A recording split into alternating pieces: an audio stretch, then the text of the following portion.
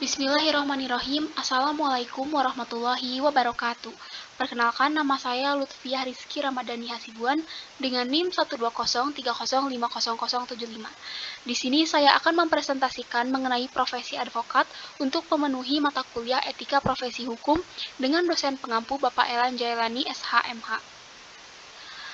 Advokat merupakan seorang profesional hukum yang memberikan jasa hukum kepada klien, baik di dalam maupun di luar pengadilan, sesuai dengan Undang-Undang Nomor 18 Tahun 2003 tentang advokat.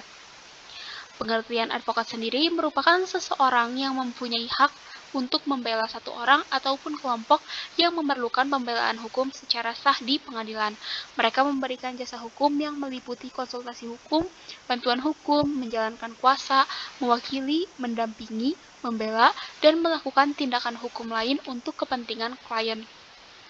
Persyaratan seorang advokat ialah yang pertama, warga negara Indonesia atau WNI. Yang kedua, bertempat tinggal di Indonesia. Yang ketiga, tidak berstatus sebagai pegawai negeri atau pejabat negara. Yang keempat, lulusan pendidikan tinggi hukum.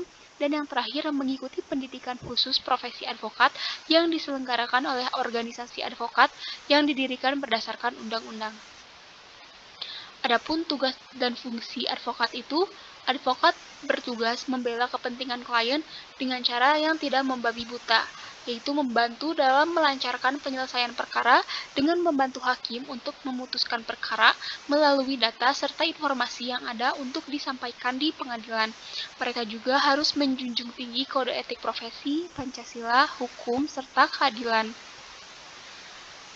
Hak dan kewajiban advokat ini diatur di dalam Undang-Undang Nomor 18 Tahun 2003 tentang advokat. Beberapa hak advokat antara lain, yang pertama, hak untuk mendapatkan kebebasan dalam memberikan jasa hukum. Yang kedua, hak untuk mendapatkan perlindungan hukum dalam menjalankan tugas dan wewenangnya. Yang ketiga, hak untuk mendapatkan honorarium atau upah jasa hukum dari klien.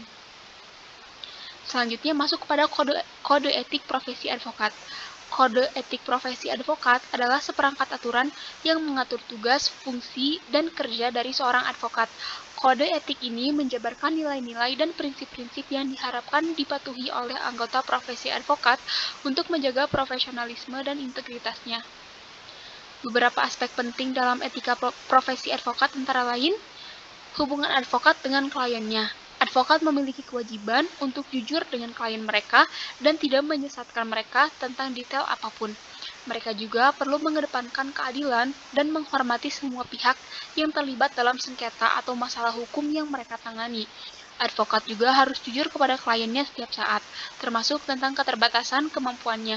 Selain itu, advokat memiliki kewajiban untuk menjaga kerahasiaan informasi klien, yang berarti bahwa tidak ada orang lain yang diizinkan mengakses informasi ini tanpa izin eksplisit dari klien atau tanpa perintah pengadilan.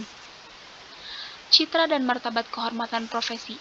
Setiap advokat harus menjaga citra dan martabat kehormatan profesi, serta setia dan menjunjung tinggi kode etik dan sumpah profesi. Kode etik advokat Indonesia adalah sebagai hukum tertinggi dalam menjalankan profesi, yang menjamin dan melindungi, namun membebankan kewajiban kepada setiap advokat untuk jujur dan bertanggung jawab dalam menjalankan profesinya, baik kepada klien, pengadilan, negara, masyarakat, dan terutama kepada dirinya sendiri. Pengawasan dan penegakan etika profesi. Dalam etika profesi advokat juga berperan dalam pengawasan dan penegasan profesionalisme advokat. Dewan Kehormatan adalah lembaga yang bertanggung jawab atas pelaksanaan pengawasan terhadap pelanggaran etika profesi advokat.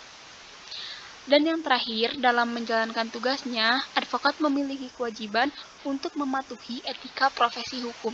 Etika profesi hukum memiliki fungsi penting bagi advokat dalam menegakkan hukum dan memberikan jasa hukum kepada masyarakat. Etika profesi hukum juga berperan dalam pengawasan dan penegakan profesionalisme advokat. Mungkin sekian yang dapat saya sampaikan. Apabila ada kekurangan mohon dimaafkan. Wassalamualaikum warahmatullahi wabarakatuh.